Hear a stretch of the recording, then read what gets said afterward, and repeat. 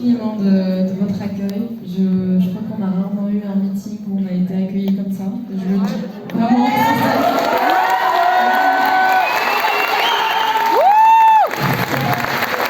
Avec des t-shirts, je me suis bâtie, Zerima et Sébastien, mais c'est pas vrai. On n'a jamais eu ça.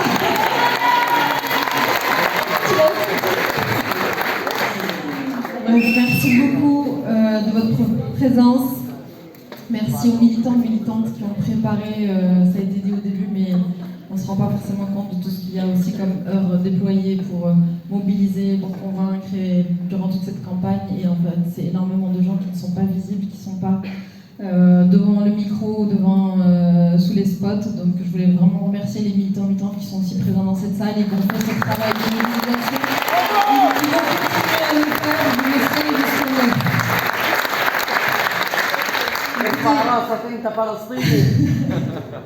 Bravo. Merci beaucoup.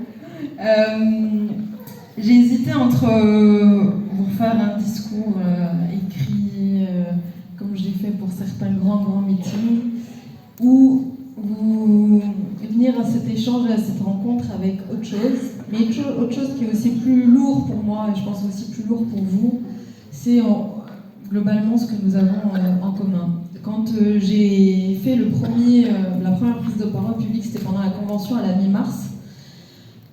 La première question qu'un journaliste m'a demandé, je crois que vous avez dû voir cet extrait qui a beaucoup circulé, c'était Gilles Bronstein, c'était pour France Info.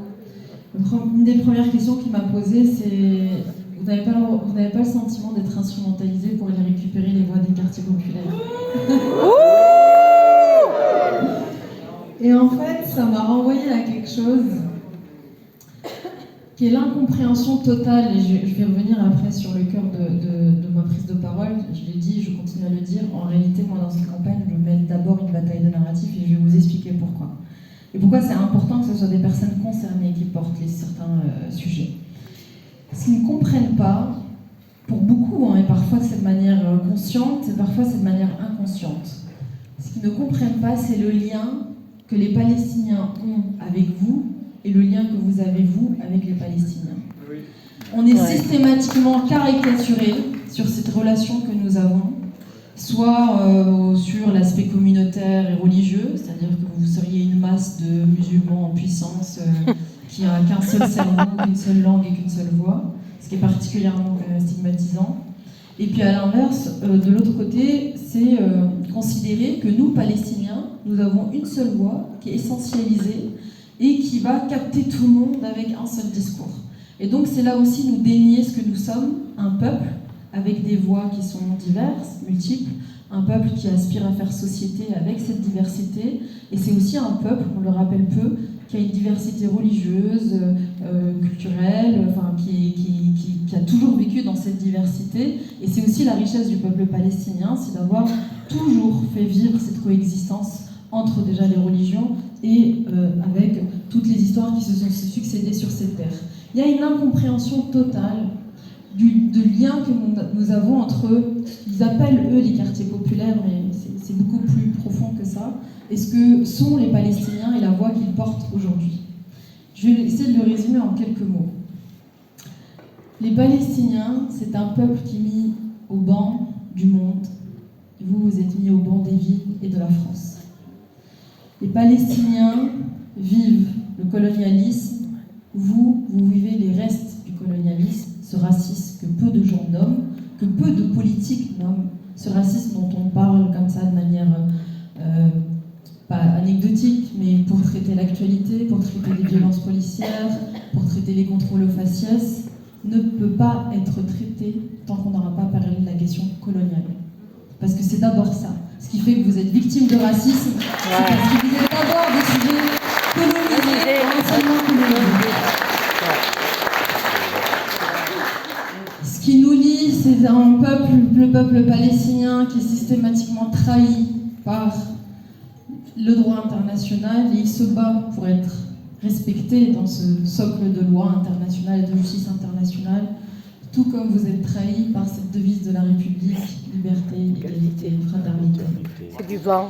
C'est du vent et de la tempête. Ce qui nous lie aussi, c'est cette culpabilité permanente, incessante, honteuse, qui est qu'après tout, si vous vivez dans les conditions dans lesquelles vous vivez, c'est de votre faute.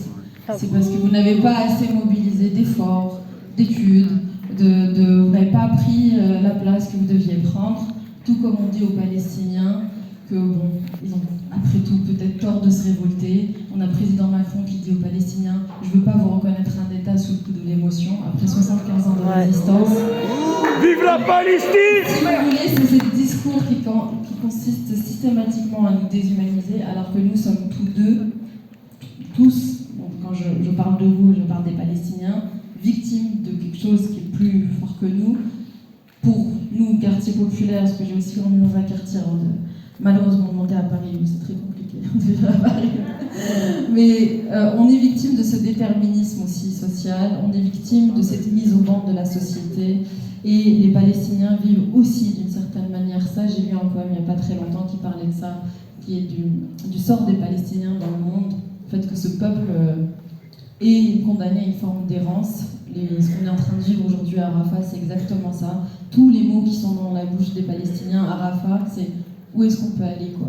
Donc, on nous demande d'aller où, concrètement.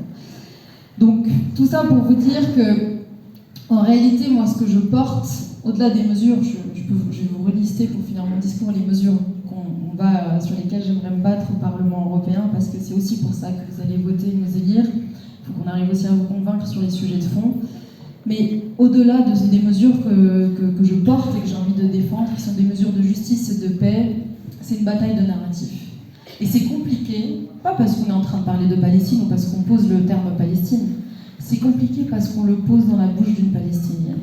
Et ce que je suis, je le dis tout le temps, parle pour moi au-delà de tout ce que je peux dire. C'est-à-dire que je pourrais passer des heures et des heures à faire les plus grands discours.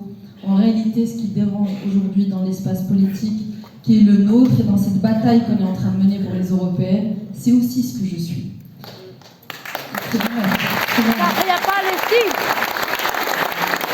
Et c'est extrêmement précieux pour moi de faire ce petit mot aujourd'hui devant vous, parce que on est dans un espace, ce qu'on appelle les quartiers populaires, sont des espaces dans lesquels on doit davantage investir la question de la démocratisation de la politique.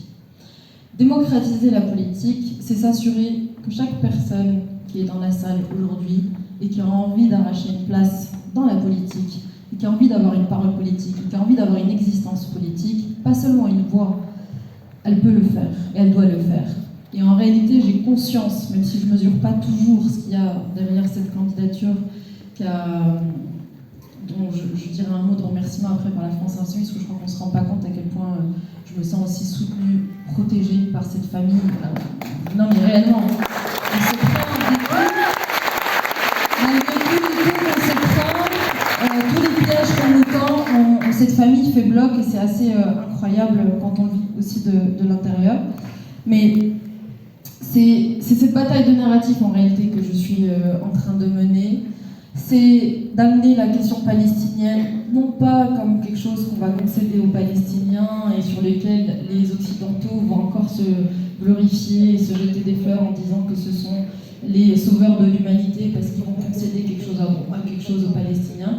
Il n'y a rien à concéder aux Palestiniens. Tout ce qu'ils demandent, c'est leur droit. C'est une question de justice. Ils ne demandent pas ni la validation, ni le soutien des Occidentaux. Ils se battront avec ou sans eux, mais on voit bien aujourd'hui que cette question du narratif que je pose, c'est que la Palestine est un sujet européen. C'est-à-dire que moi je me bats pour regarder ces gouvernements occidentaux dans les yeux et leur dire ce qui se passe aujourd'hui, vous en êtes responsables.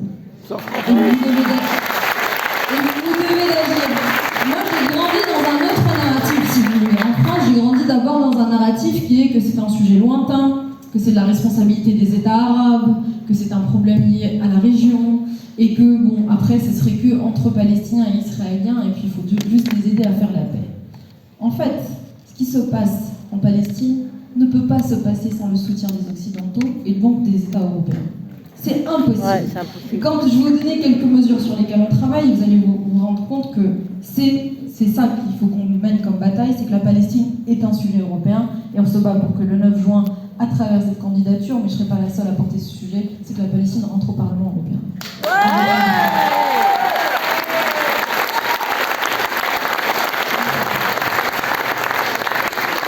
Pourquoi ce narratif, il faut le poser en ces termes et pas autrement? Aujourd'hui, le premier partenaire commercial d'Israël, c'est l'Union européenne. L'accord d'association UE-Israël, c'est 30% des échanges de l'État d'Israël.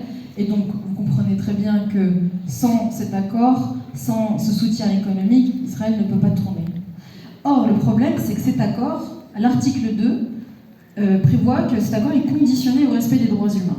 Moi, je m'étonne qu'on n'ait pas posé la question de la suspension de cet accord avant l'offensive en octobre. Parce que l'État d'Israël, c'est quand même l'État qui a violé le plus de résolutions de loi internationales au monde. Ouais. C'est un État voyou dont on ne définit pas comme ça, parce que c'est un État qui est protégé par les Occidentaux, dont la France. Et donc, vous voyez, cette question de l'impunité, elle se pose déjà juste avec cette question de l'accord UE-Israël. Ça commence à venir, notamment grâce à la position de la France Insoumise et d'autres qui ont commencé à rejoindre cette revendication de suspendre cet accord UE-Israël depuis cette offensive, depuis ce génocide. Mais encore une fois, cette question de la violation des droits humains d'Israël à l'endroit des Palestiniens, elle est documentée depuis des décennies. Donc ça, c'est le premier élément. Le premier élément qui fait que la question palestinienne est un sujet européen, sur l'aspect économique. Sur l'aspect diplomatique et politique, vous regardez la map monde. La majorité des États à travers le monde ont reconnu l'État palestinien. C'est 85% de la communauté internationale. Les derniers États qui n'ont pas reconnu l'État palestinien, et donc qui l'empêchent en réalité d'avancer sur ce processus politique d'indépendance, d'autodétermination, ce sont les États occidentaux, et donc les États européens. Les dernières vagues là, de reconnaissance de l'État palestinien, on ne les a pas obtenues parce que l'Espagne était fondamentalement convaincue, ou l'Irlande, ou la Slovénie et la Norvège. On les a obtenues dans la rue. Ouais. C'est ça la réalité. Et la France, on doit aussi obtenir cette reconnaissance de l'État palestinien, pas en attendant que Macron veuille bien se décider. On doit aller l'arracher dans la rue. Ouais. Il faut continuer à se mobiliser. Sur l'aspect, en plus de l'aspect économique, vous voyez bien que sur l'aspect diplomatique et politique, la Palestine est un sujet européen. C'est ici